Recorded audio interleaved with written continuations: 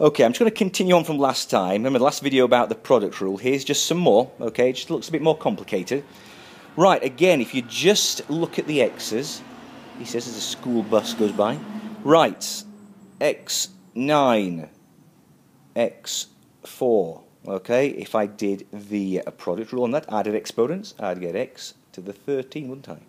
But I've also got a negative 3, and I've got a positive 3, okay? Now again, we're not adding these. This is a proper negative 3. These are the coefficients. Negative 3 times negative 3 is negative 9. That's the answer. You multiplied the coefficients and you added the exponents. There we go. It's an x. Okay, remember, for these, the base is the x, the base is the x. A negative 3 is just in front, a positive 3 is just in front, okay? Right, that's that. Let's have a look at some more. How's this next one going to be? I just need some space here. It's looking a little big. Is that the next one? Okay, so what we got here? We have, well, you know, you can deal with the coefficients first if you want to. What's negative 5 times 4? It's negative 20 times negative 2. I can see two negatives. Doesn't that make a positive? I think that makes 40. If you multiply 5 times 4 and 2, make 40.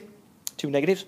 Okay, so I did the coefficients first this time. No big deal. Right, let's deal with the x's. I've got x to the 5 and 2 is 7, 7 and 6 is 13, and that's that. Watch your signs on that one, okay? Negative times negative. 5 times 2, 4 is 40, 5 and 2 is, yeah, 40x to the 13, okay? Not too bad, isn't this? Remember, just multiply the coefficients and add the exponents. I think I said that last time. Right, okay, finally. Angel, you spotted this. I don't know if you're watching the video. You're kind of good in the class in this one. You question this one because you can't do this. It's not the product rule. I'm not multiplying. I'm adding two things. People think, oh, look, add. I'm going to add the x. No, that's when you multiply. All right? All right? This is a trick question. You're not going to do it. It's not the product rule. Leave it alone. If you really had to do it, you'd have to go, what's 3 cubed? It's 3 times 3 times 3. Okay, that's 27. Then add whatever, 3 times 3 times 5. I have no idea, okay? Put it in your calculator. But that's not the product rule, okay? We're not adding. We're multiplying the product rule. You add the exponents. How about this one? All right? Angel, again, you said, what's going on here? Not the same base, is it? Same base. Same base.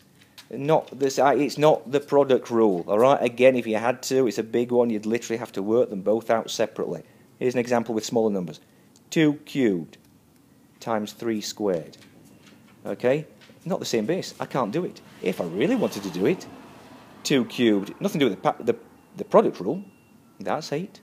3 squared is 9. 8 times 9 is 72. But that's nothing to do with the product rule. That's just you working out a couple of base and exponents and trying to solve it. So remember, those two, don't get trapped. They're not the product rule. Ignore it. Look, I can't. The ice cream man. Look, March the 14th. Okay, and the ice cream man's going by.